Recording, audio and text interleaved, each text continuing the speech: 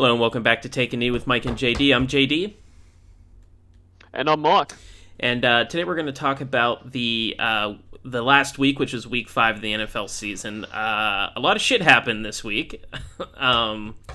This is the first time that we are doing a review where both of our teams lost. So it's not going to be a very happy one, I guess. Not really. No. So at least they didn't. The Packers didn't get blown out embarrassingly. But speaking of which, how did the Packers do this past week, and what are your impressions of them? I thought overall this was a really disappointing game for the Packers for a lot of reasons. I mean, it's like in past years the Giants haven't been great. The Giants are a much better team this year than they have been. So just looking at the scoreline, it's not. I still think this is a game we should have won. But I kind of had in our picks, I picked us winning a close one. I think you picked the Giants winning in a close one. Yes. From memory, but scoreline. I think this game exactly reflects probably where it should have been. But watching the game, I'm really, really disappointed and concerned in some ways for where the Packers are now. I don't like. I think the Giants play.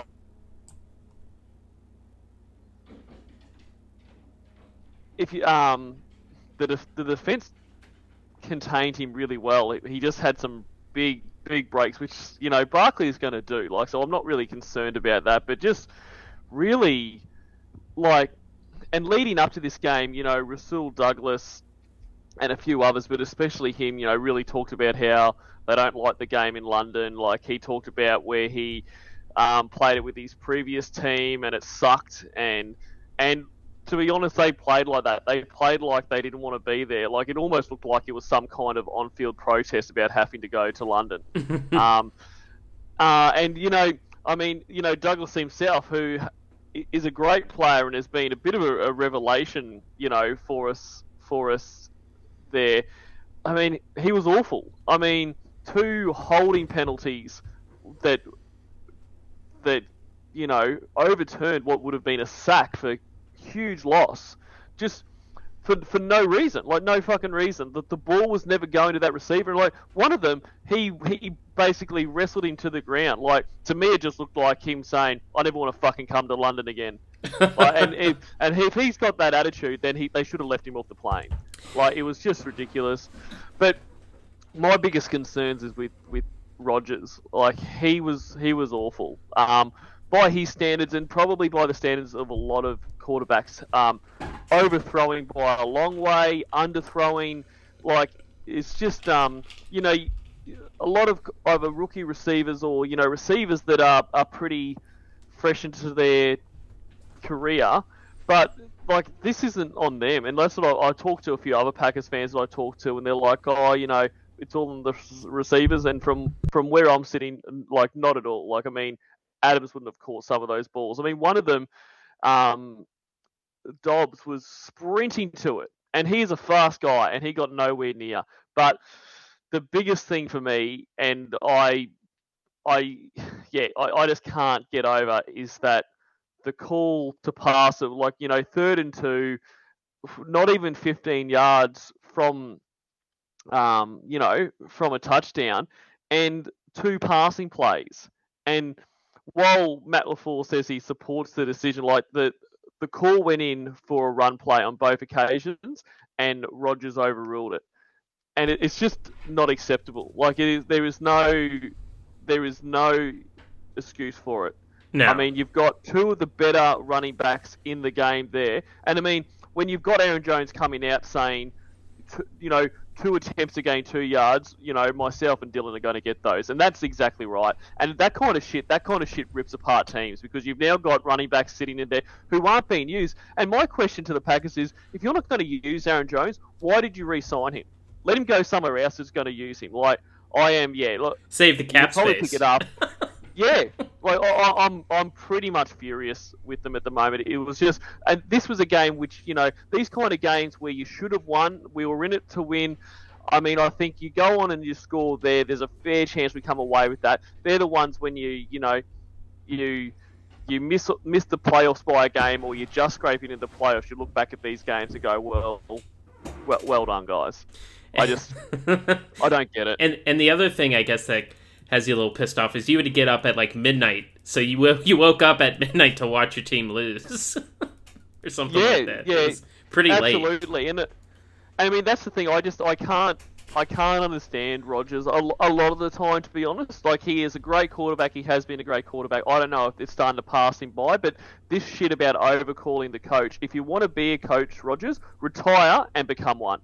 Like, if not, stay being the quarterback, and unless you see something outrageous that changes, and to his credit, that's what he does better than a lot of quarterbacks, is that the call will come in, he'll notice something he doesn't like in the defense, but the call there is a run, and you didn't have one. You had the chance on 3rd and 2 where you went for the pass and it got tipped. You had the chance to go, okay, well, that didn't work. Righto, Dylan or Aaron, plug it up for us, mate. Get us this first down. But that's been a thing through his career. Like, I just feel like when you're watching him, you're at 3rd and short, he goes for the 70-yard touchdown. Like, sometimes you've just got to move the change. To me, it's hero play. He wants to be the hero. Like, it wasn't enough for let's pick up those yards and try to punch it in and win this game. He wanted to get the touchdown off a great pass, into the end zone. Because he wants to be the hero. It's the classic Pete Carroll, Marshawn Lynch, debacle. Oh, that's exactly what I had that vision in my head when that happened. And that's the same thing that especially Ben, and even now this year with like our newer quarterbacks, where it's like 3rd and 3 and he throws the deep ball every time. It's just bizarre. It's you're going for the big play where you need to pick up 3 yards, and now you have 3 more plays to try to do. Like, you're wasting you're trying to throw deep into coverage on a 3rd and 3, which is a 3rd and manageable.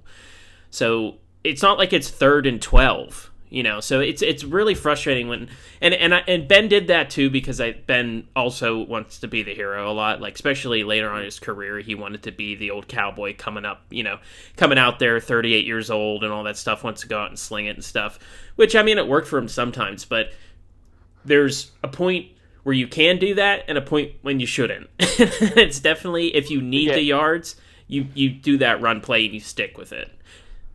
Well, that's right, and I think that's it. I mean, Rodgers has had a career of hero plays. You know what I mean? Those Hail Marys and stuff. Like, but like they're not there anymore, and he needs to adjust. And if he doesn't adjust, his career will be over. And I mean, really, for whatever people might think about Tom Brady, the reason he's still playing at a high level at 44 is because he adjusted throughout his career. Like, the big plays aren't there anymore. Like, especially when, guys like Evans and Godwin are out, the big plays aren't there. So he'll take underneath. He'll take whatever is there. He'll play the game plan, So, and that's why it works. So,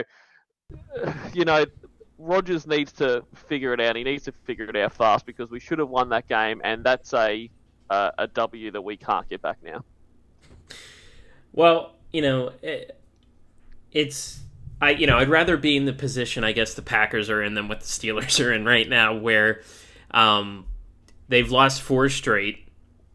They should have won last week. There was a bad interception, and we both picked the Bills to win this week, because I didn't think the Steelers would win. I just didn't think that they would lose this badly by, what's that, 5 touchdowns or so. So it was just embarrassing. And it's just, what's funny is when you look at Kenny Pickett's stat line, he threw for over 320 yards. So it's like, you had some good with the bad, but it was mainly bad. And it started where on the 3rd play from scrimmage, when you have them pinned back, under the 5-yard line, you give up a 98-yard touchdown pass on the 3rd play of the game. Right there, that basically set the court, the pace for the rest of the game. Then they come down. They can't finish a long touchdown drive. There were a couple of great catches by their wide receivers. Kenny Pickett was throwing it pretty well. I think he's a pretty accurate quarterback. He's shown that he's really good at throwing to the sidelines. But they couldn't finish it. They couldn't score to tie it at 7. So then the Bills go back down and they score again. And then the Bills are driving, and then the Steelers don't do anything, and then the Bills drive again, and the Steelers intercept Josh Allen in the end zone. That should have been your turning point of the game. You finally stop them. They were about to score, you intercept them, and then you just don't do anything with the ball, and then you just continue to get trounced and run over. So it's definitely a year where we're missing. Now, a lot of our cornerbacks didn't practice this week. Like, a lot of our secondary is shot to hell, and obviously we're missing TJ Watt, and you can tell. Like, watch that Cincinnati game week 1. TJ Watt, he was disrupting Joe Burrow all game. He caught, he had the interception, he had huge block passes at the line. He was having Joe Burrow run for his life, rush throws. And these last few games, there's just no pressure, especially with a quarterback like Josh Allen who can move. And who can sling it. You don't want to give him time in the pocket for his wide receiver to get downfield. And so when you have no pass rush, there's really no chance, especially in this defense, because this defense is set up to basically cover only for so long because it's anticipated that your ends and your linebackers would get in and get the sack. So when you don't get that sack, now the coverage falls to hell and there's guys wide open in the middle of the field. So it's and I'm reserved to this year. If this is clearly we're in a sort of a transition stage right now. The Ben Roethlisberger era is over. They picked who they feel will be his successor. But you're missing guys on defense. You don't have an offensive line. Your wide receivers have crazy talent, but don't show it a lot of the times. Like, George Pickens has had some crazy catches, and even catches that didn't end up being catches where his toe hit the line. Deontay Johnson is still dropping passes. Chase Claypool, he had a great rookie year, but he's just been, excuse my language, dog shit. It's just... You have these guys on paper where you think that's a really good team, but when they go and execute, it's just done very poorly. So, if they finish, this might be Tomlin's first losing season. I mean, he started a couple, this was like 10 years ago. He started 2-6 one year, and they ended up 8-8. So he can make adjustments, but like we said last time, they have the Bills, the Buccaneers, the Dolphins. So even though the Dolphins aren't as formidable as they seem right now, because they got beat the shit out of by the Jets this week, it just seems like we're going to fall too far behind, especially though in this division that we're only technically 2 games out of the lead. So had they would have won this week, they would have been right there with everybody. So if they have any chance to get back into the division, it would be you need to win the rest of your division games. And can they? Probably not. They beat Cincy, not on a fluke, because the Steelers didn't deserve to win. The Bengals didn't also deserve to win that game 1 based off of how they played. But I think this year, really what it should come down, it sucks because you're wasting a year of TJ Watt in his prime and Minka Fitzpatrick going into his prime. Cameron Hayward, who still plays at a high level, but he's getting older. So it sucks to sort of take a year.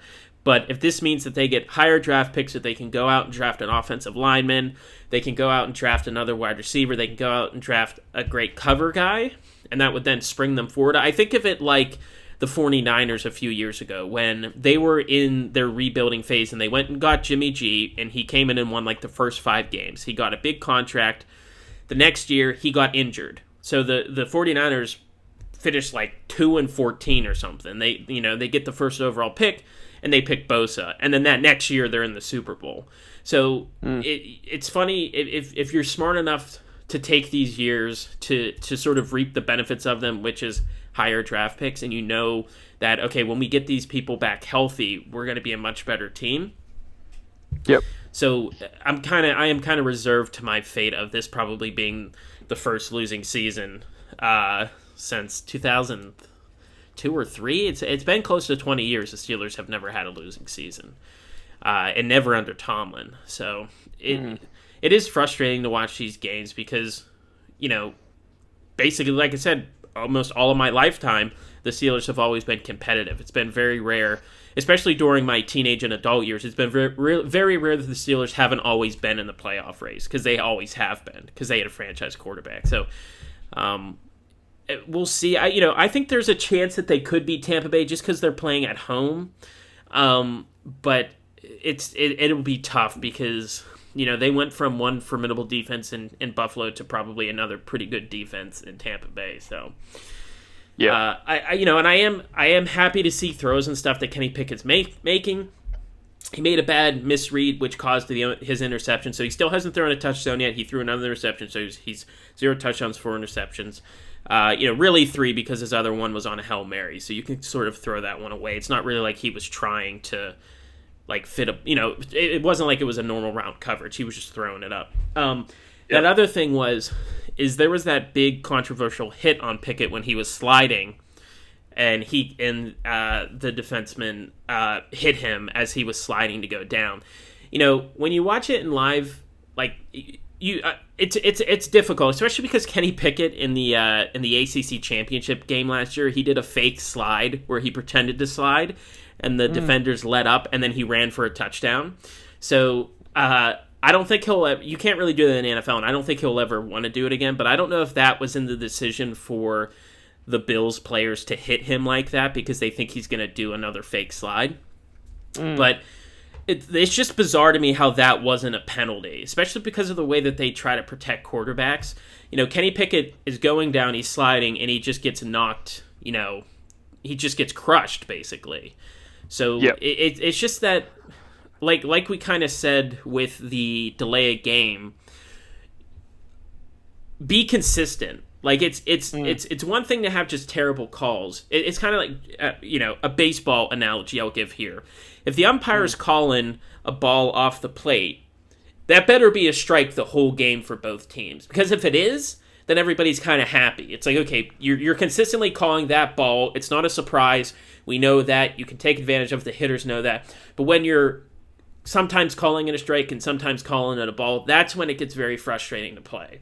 So when you have these rules to try to protect quarterbacks and you don't use them, it's like, well, what, you're just going to let these guys get hit, especially, somebody who the NFL would hope and the Steelers would hope would blossom into another franchise quarterback in Kenny Pickett, because, he would obviously be marketable playing it with the Steelers. But,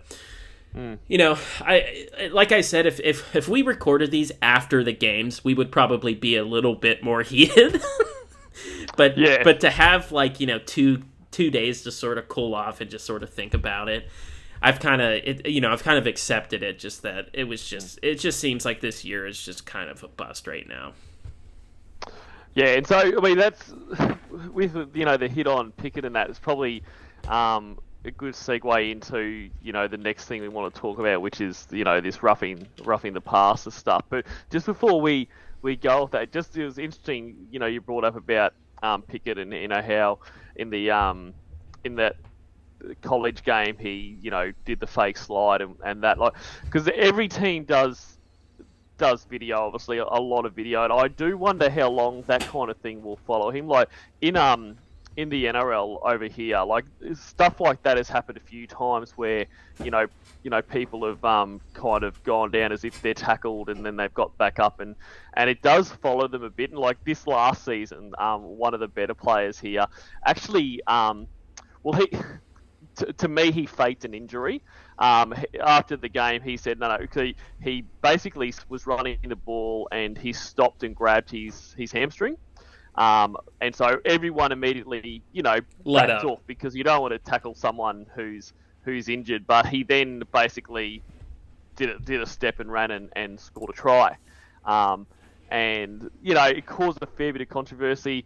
That player afterwards said, no, he wasn't faking an injury. He felt a twinge in his hamstring, but then it was fine and he ran off. I mean, you could look at it either way. I mean, to me, and probably you look at things differently when it's not your team. To me, that that just looked like he faked an injury and everyone. But I can guarantee for the rest of his career now, if he goes down with an injury, he is going to be hit and he's going to hit hard and I wonder if the same will be with Pickett because players watch that and they go, got me once. But I mean, it was really interesting over here because it's, the way the NRL is very similar to the NFL is, it's a tough game and a lot of the kind of pride in both, fans and especially players is that it's a tough game and it takes, a lot of physical strength and mental strength to play it. So that was seen as a really poor thing to do to fake an injury and you have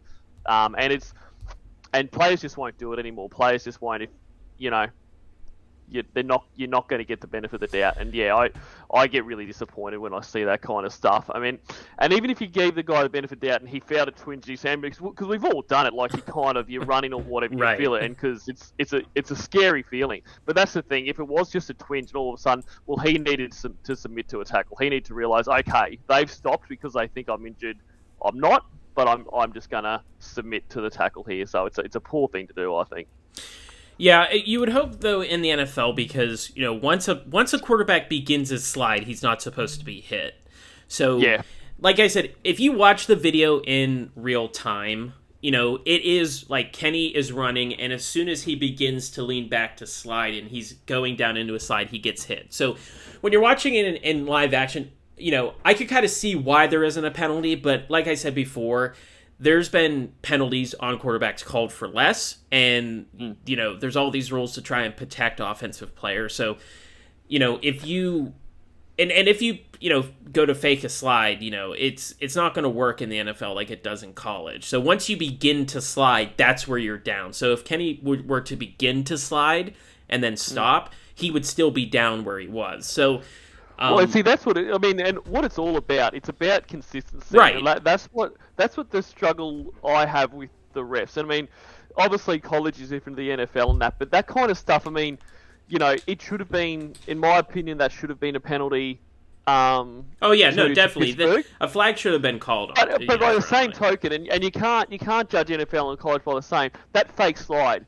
That should have been taken as a down. Like, you know what I mean? That should have been stamped out in that college game. They changed the rule after that because there wasn't a specific rule like that. So he did it and the referees, allowed it. So, but then after, they changed the rule forever. So he sort of exploited the rule a little bit.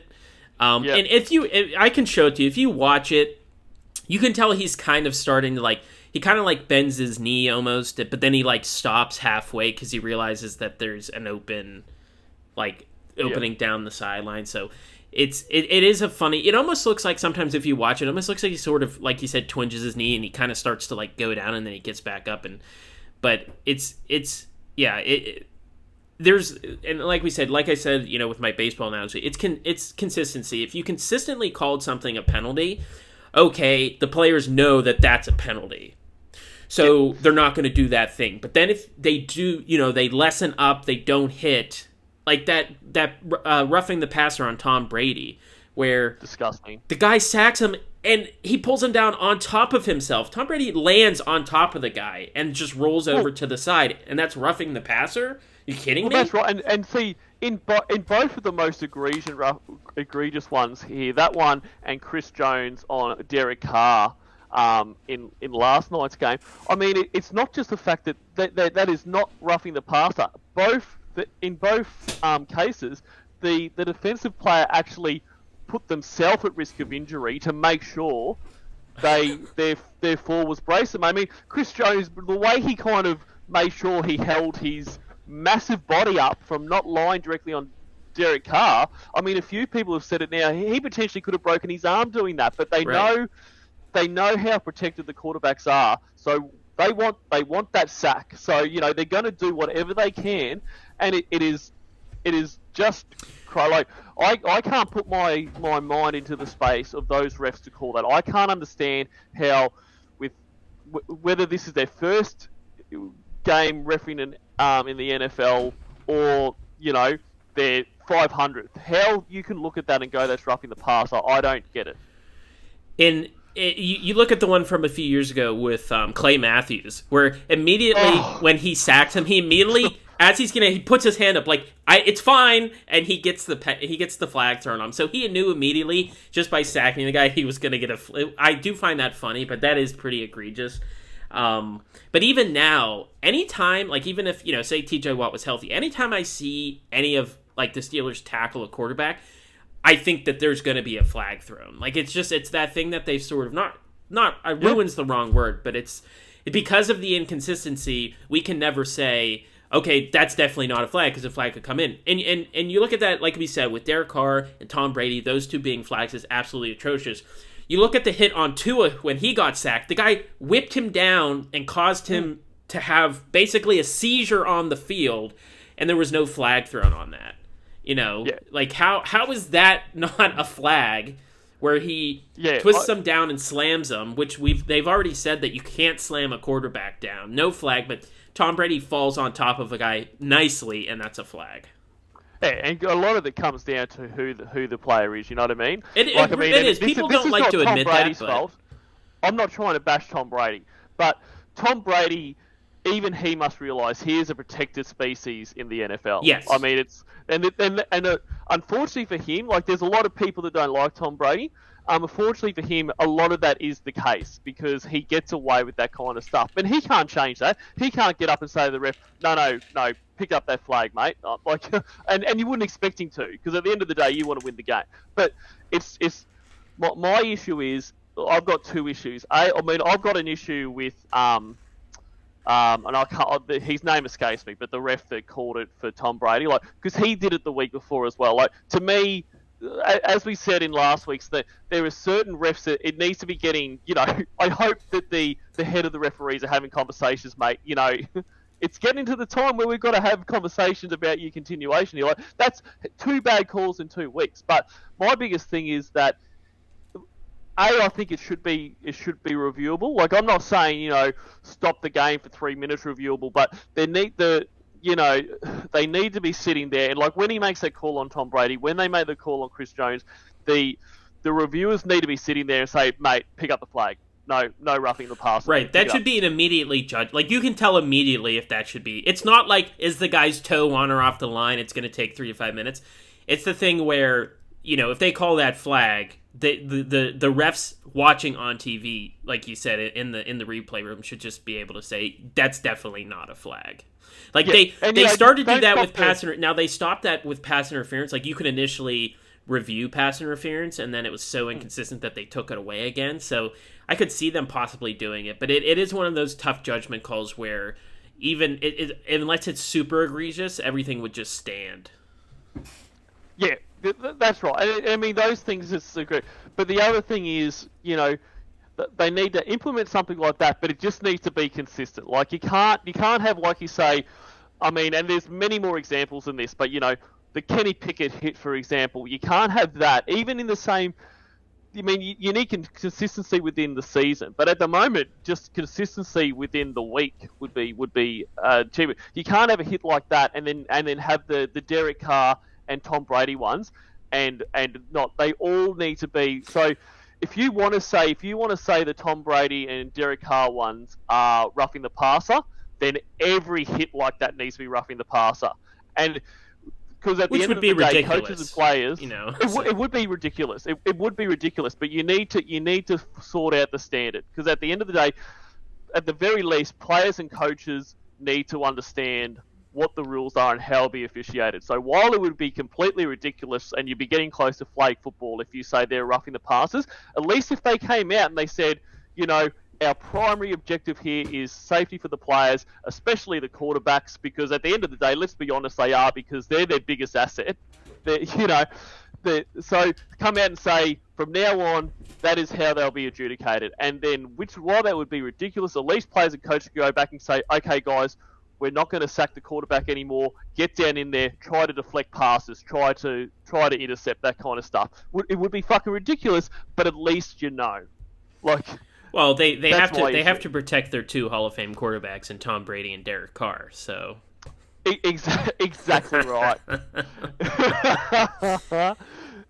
Yeah, Exactly it's right. like we said, basically comes down to consistency. So, that was kind of the bigger story of the week. There was like it's funny looking at some of these other games, look at Thursday night.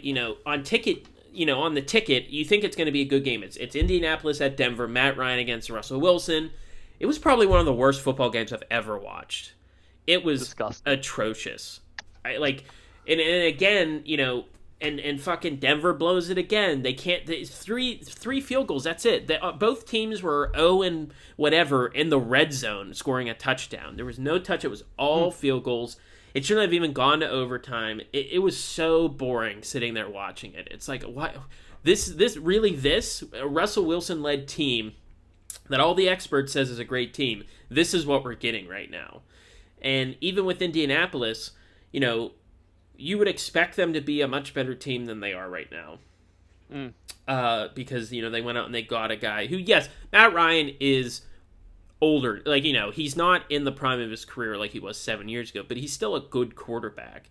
And you have a great running back, too, but and you have a pretty good defense. But, that game, that was a bad game. We had Houston, Jacksonville again is now the Schrodinger's Jaguars. It's like they played great against the Chargers and then they get trounced last week by the Texans. So we finally think that the Jaguars are turning a corner and they just get lit the fuck up by the Houston Texans of all teams. And then we both thought that New England was kind of on a downturn a little bit, even though they played Green Bay pretty well. The Lions had been scoring a lot, and the Patriots go out and shut out the Lions and win 29-0. So, and some other games. Looking at it, the Jets scored 40 on the Dolphins and won. The Saints beat Seattle, which that game was kind of like a coin toss. Like any of those teams, they're pretty bad teams, but the other one would be Dallas still winning. Dallas goes into Los Angeles against the defending Super Bowl champions and win in kind of convincing fashion. So without Dak, they're 4-0. They just continue to win, and they're just one game behind the Eagles for that division lead. Yep. And that's the game we're getting this week. We're getting Philadelphia and Dallas, so that'll be interesting. And, the struggles for the Rams continue. Yes. Each week goes by, it's looking less and less like, a Super Bowl hangover and, something that's not going to come out. It's quite baffling, to be completely honest. But, and the Cowboys have been, when Dak went down, you kind of thought, well, they're not going to win any games. But, Cooper Rush has done his job. He has. And, he's probably set himself up a career in the NFL here. Not necessarily as a starter, right. But he's going to have a career comfortably as a number 2 somewhere. Right, he's like Fitzpatrick now. He could probably always get that $2 million a year, to ride the bench and hold the clipboard, and come in maybe for 1 or 2 games. So absolutely. Well done to him, because wouldn't have been an easy, situation to walk into. So it's very surprising. Yeah, it's this season continues to surprise me. The more and more that it goes on, it's like, okay, this team is good. They've shown that they're good, and then they just falter for 2 or 3 games. Okay, this team is bad, and then they win. So prime example of that was the Raiders and the Chiefs. Yes, they were up by 3 scores. Yeah, unbelievable. I don't think that Mahomes had his best game by any stretch. But the Raiders played pretty well, so it's a bit hard to get. But ultimately, at this point, being 1-4, it's probably not going to matter too much what happens the rest of the season. They're in a pretty big hole. And the other thing worth talking about is obviously Devontae's in a bit of trouble there. Pushing over the camera guy or the boom mic guy. So yeah, it's not good. So which apparently he's pressing charges. So So Oh, it's now a legal matter. But that yeah, I reminds understand the guy who frustration. Bobby Wagner tackled on Mm. that protester. He was filing charges against Bobby Wagner for tackling him. It's ridiculous.